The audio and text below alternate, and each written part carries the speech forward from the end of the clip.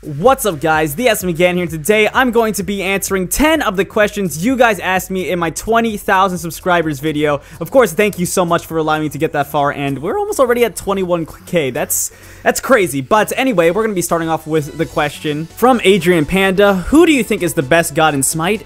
And if I had to pick a god that gets permabanned in all duel matches, what god would that be? For who I think is the best god in Smite, that's a really difficult question to answer, of course, as every single god it really depends on the matchup, it depends on the composition, it depends on the role. But if you're going for like a favorite kind of thing, Robin's my favorite. It says, you said Kuzenbo is the best god in the game. We'll go with that, actually. We'll go with Kuzenbo. Kuzenbo is the best god in the game in every role. That seems good to me. And for your second one, if I had to pick a god that was permabanned in duel all the time, probably Kali, just because a lot of the gods I play, you can destroy her early, but they don't have the easiest time ending games, so Kali tends to be able to get back in, and then you can't fight her at all. But from just because I hate the god, Chunga, she's just annoying. Some of the gods I play can completely destroy her, but she's just an annoying goddess, and I don't like her. I don't like her in duel. It's annoying. Get her out of my games. Perma-ban her. Now from Bionic Blade, who do I think the strongest solo laner in the game is? And you mean the entire game team fighting as well as laning. And before I made my first Smite video, did I watch other Smite YouTubers maybe for inspiration? And if so, who did I watch? And starting with the first question, another strongest god in the game. For solo laner, just all around, including team fighting as well as laning phase, I think that has to go to Bellona because she has a strong laning phase and team fighting is not too bad for her either. I mean, the disarm and the ultimate as well as the block are really strong towards the later stages of the game against hunters. So has to be Bellona as well. She's not too bad right now either, actually. I shouldn't say not too bad. She's really good right now. So definitely Bellona. For the second question, to be honest, I didn't watch Smite YouTubers all that much before I started doing Smite videos because I wanted to do Smite videos as in like kind of an off thing. I didn't want it to be my main channel priority because I didn't play Smite that much. I mean, I played it a lot, but not to the point where I was going to make a YouTube channel about it, but then I got more interested in it, so I decided, you know what, let's just make it completely dedicated to Smite. So I didn't really watch too many Smite YouTubers. I do remember, though, I watched Dry Bear a few times because, of course, he was the biggest Smite YouTuber by a long shot. He had like over 100,000 subs when everyone else had pretty much nothing in comparison, so I did watch some Dry Bear. He gave me a bit of inspiration, so yeah, doesn't make Smite YouTube videos anymore, obviously, since he started working for High Res and then moved to Paladins, but they were good. They were good.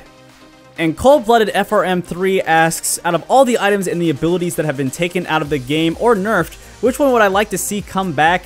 And that, I have to say it, Golden Bow. I really liked Golden Bow on Mercury specifically. If they would have just reverted it to what it was before the changes that made Hunters really good, it would have been a decent item for Mercury still. I guess they didn't like the idea of having an item that was only picked up on one god pretty much, but still an item that I do miss on Mercury. I mean, he's never been the same since. He's been decent in different situations. I mean, different metas can make him shine a little bit, and people have found different build paths that work for him, but nothing as compared to Golden Bow. It was just such a strong and core item on that god, and I wish it would come back just for that god. Connor Atlas asks, which god or goddess would I like to see in Smite, and what do I have in mind for a new Pantheon? So for the first question, for gods, I've always really wanted to see Achilles. I know he's not really a god, but then again, we have a bunch of things in Smite that technically aren't gods either, so Achilles would be really cool. I think you could find a really awesome kit for him, but there is a new god that was data mined that's going to be coming out after this next goddess that I think could be really, really cool, and I'm really interested to see.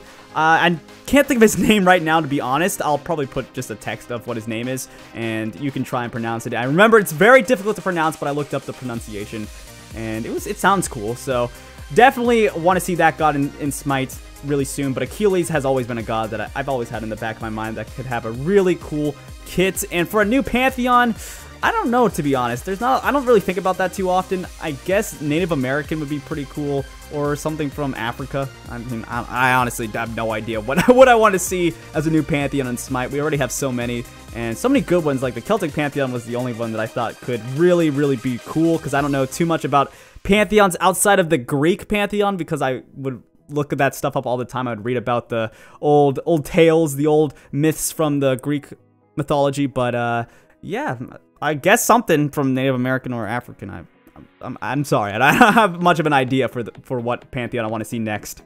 Alright, Football Fan 95 asks, what new warrior god would I like to see in the game? I sort of gave an idea of what I wanted, but I guess I can give like a kind of a kit idea that I'd like to see maybe in Smite. And I was thinking more of a harder carry type warrior because we don't really have that in Smite right now. I mean, we had things in the past like Vamana used to be, you kind of built him like a carry, or some people built him like a carry, and it would work out really well. And it was a really cool kind of concept for a god, or a cool kind of theme, or I guess kit for a god, but it might actually have to do with items for warriors, because Erlang Shen, if you look at his kit, you would think he'd be able to carry really hard, but I don't know, I feel like just the items and the way the meta is, it just doesn't allow for that. Maybe that would have to be like a whole new class, whole new set of items they would have to make gods kind of warriors be able to pull something off like that. But yeah, a warrior that was more oriented towards the later stages of the game as more of a carry, less like an Amaterasu supportive type, but more of like a, I don't want to say damage dealer, but I guess damage dealer,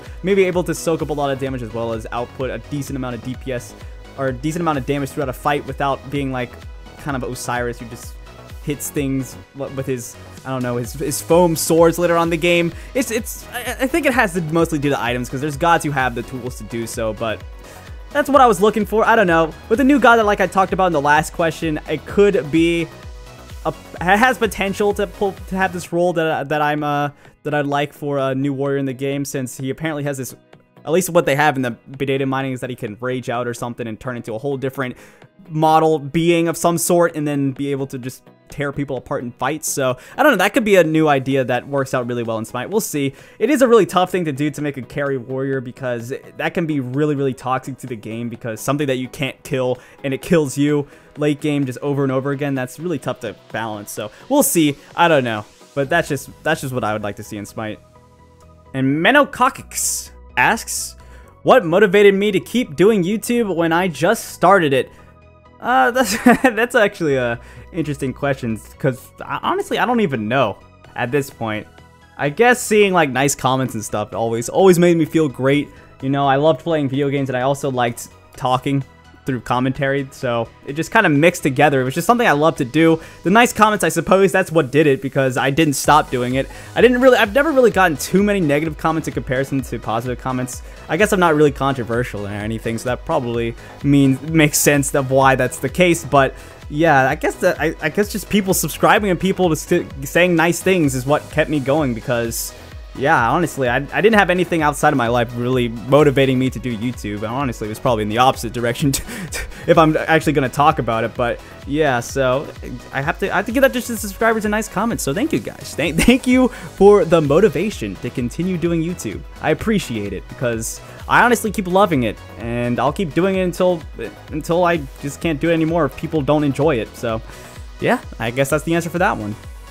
And Rolf asks, what do you plan for the future of this channel and the many more milestones to come?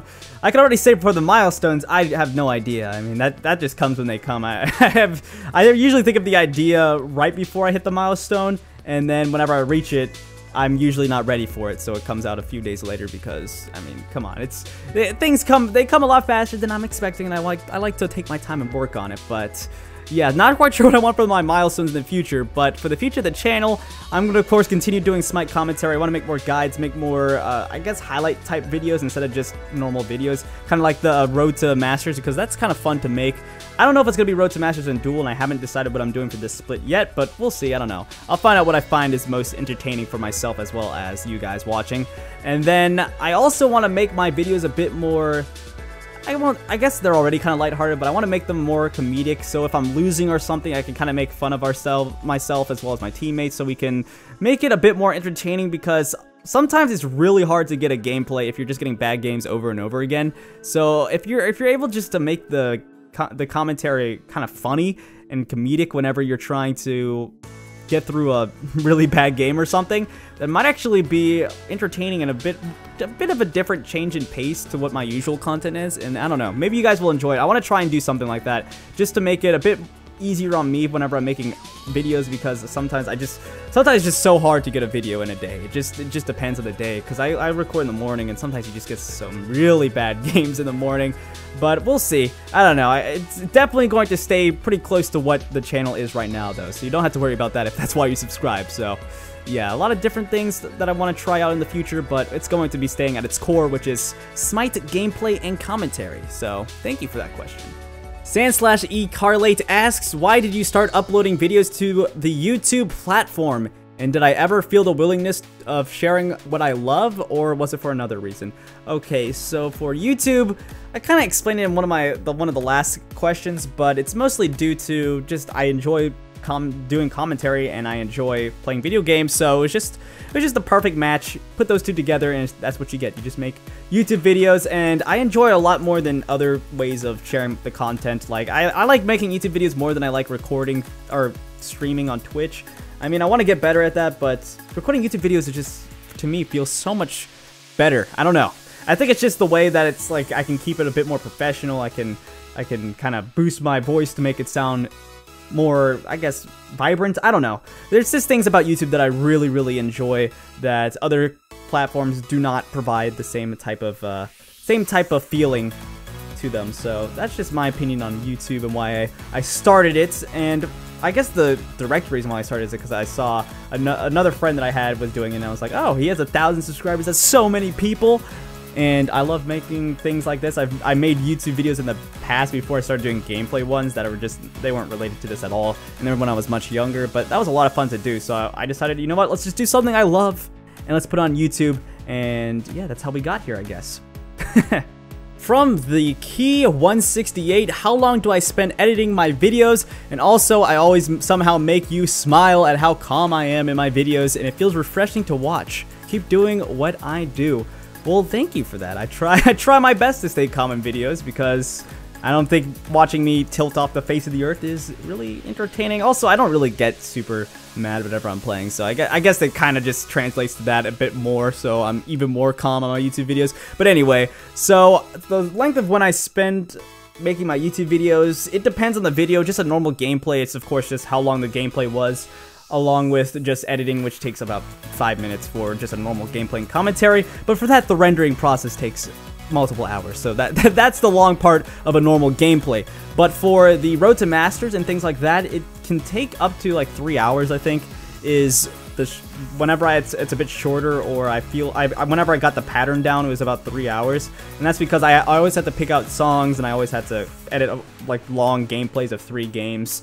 So unless the games were really short, oftentimes it took a little bit of time to edit all those. And I also edited my voice, so everything was a bit smoother in transitions and things. And the reason I did that was because whenever I do those videos, I don't just do complete commentaries. I just talk about little things that I find would be interesting to add into the videos. So I always have to edit the commentary to be a bit more, I guess, even and transition well with each other. So it does take a bit longer for that as well. So yeah, really short for normal gameplays, but a good bit longer for the things like Road to Masters. But I enjoy making the Road to Masters videos, so the length doesn't really bother me that much. And for our final question from Vara, who do I think is the best design god in the game?